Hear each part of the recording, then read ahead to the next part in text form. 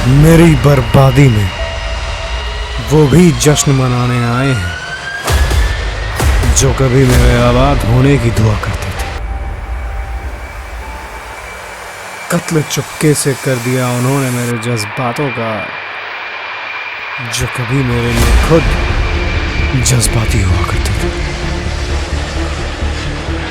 यात्रीगण कृपया ध्यान दें, जेट एयरवेज की विमान संख्या S23502 अपनी आखिरी हवाई यात्रा के लिए अमृतसर के श्री गुरु रामदास JEE एयरपोर्ट से मुंबई के छत्रपति शिवाजी एयरपोर्ट तक पूरी तरह से तैयार है।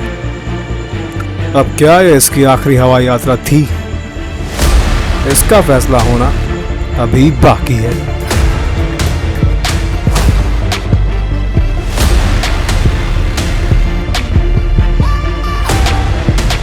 आज हम सड़क पे हमारे बच्चे मर रहे हैं, कोई है जो देख रहा है? Hey guys, welcome back to the channel। बहुत बहुत स्वागत आपका 3 मिनट्स में। एंड आज बात करने वाला हूँ मैं एक ऐसे टॉपिक के बारे में, इसी के बारे में भाई, जेट एयरवेज के बारे में। कुछ दिनों पहले की बात है, अब मैं फ़ोन चला रहा था और मुझे एक न्यूज़ आती है कि भाई Jet Airways has been temporarily closed. बहुत ही नामी गिरामी कंपनी थी और इसका बंद होना ना सिर्फ उनके एम्प्लॉयज़ का बहुत बड़ा लॉस है, साथ ही साथ लॉस है उन शेयर होल्डर्स का जिन्होंने भी जेट एयरवेज के शेयर लिए हुए हैं, जिन्होंने भी जेट एयरवेज पे इन्वेस्ट कर रखा है, उनका भी बहुत बड़ा लॉस है। So we all can understand that thing. और सेकेंडली अगर देखा जाए तो भाई इस चीज़ की शुरुआत कहाँ से हुई? नरेश गोयल 1993 में सेटअप स्टार्ट किया जेट एयरवेज का और साथ ही साथ उन्होंने काफ़ी अच्छा प्रोग्रेस भी किया था पहले टाइम पे। अगर 2000 दशक की बात कर लें तो भाई ऐसे ऐसे प्रॉफिट जेट एयरवेज ने करे थे कि कोई भी कंपनी इसके आसपास दिख नहीं रही थी। जितने भी प्लानर्स थे उनके फाइनेंशियल प्लानिंग में कुछ ना कुछ कमी होने के कारण ये कंपनी लगातार बैंकों से लोन लेती रही और ये लोन बढ़ के 8000 करोड़ के ऊपर पहुंच गया।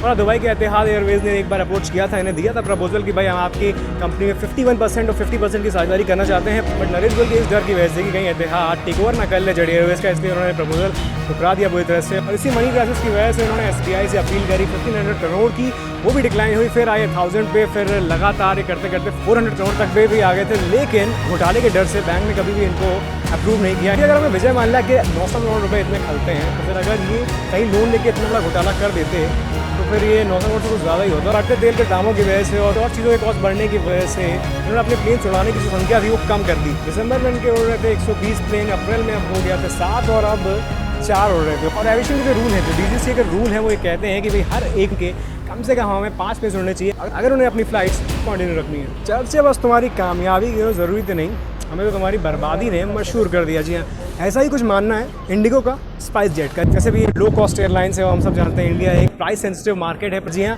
जब से जेट एयरवेज बंद हुई है इनके काम में कुछ ज़्यादा ही बढ़ोतरी हो गई है। और जहाँ तक मुझे पता चला है कि भाई स्पाइस जेट ने काफ़ी सारे जेट एयरवेज के एम्प्लॉयज़ को हायर करना शुरू कर दिया है। काफ़ी लोगों को एम्प्लॉयमेंट ऑलरेडी मिल चुकी है और आगे भी वो अपने फ़्लाइट्स के ऑर्डर्स काफ़ी उन्होंने दे रखे हैं। और जैसे जैसे फ़्लाइट्स आएंगी वैसे वैसे एम्प्लॉयमेंट बढ़ती जाएगी और जेट एयरवेज के जितने भी एम्प्लॉयज़ हैं, ज़्यादा करके लोगों को नौकरी मिलने की पूरी आशंका है। अगर मेरे ओपिनियन की बात की जाए तो मैं तो ये सोचता हूँ कि भाई जेट एयरवेज वापस आ सकती है, अभी मौका है। अगर इतिहाद एयरवेज जो कि पहले प्रपोजल दे चुका है, 24% पार्टनरशिप अभी भी है उसकी, तो अभी भी वो कहीं ना कहीं जुड़ा हुआ था जेट एयरवेज से, टेक ओवर करके कहीं ना कहीं से संभाल सकता है। तो बात की बात है। फिलहाल ज़रूरी है कि जो एम्प्लॉयज़ अपने बच्चों के लिए रो रहे हैं, इन्हें नौकरी मिलना चाहिए और उसी की सबसे बड़ी रिक्वायरमेंट है right now. So guys with that said I am ending this video. अगर आपको वीडियो अच्छा लगा फॉर व्हाटएवर रीजन, और फॉर रीजन तो यही है कि भाई जेट एयरवेज को बचा लो, save Jet. So don't forget to hit the like button, also share करिएगा इस वीडियो को, फैला दीजिए and don't forget to subscribe the channel यार, सब्सक्राइब करो। Goodbye, stay happy, stay blessed, once again save jet, see you soon with another video।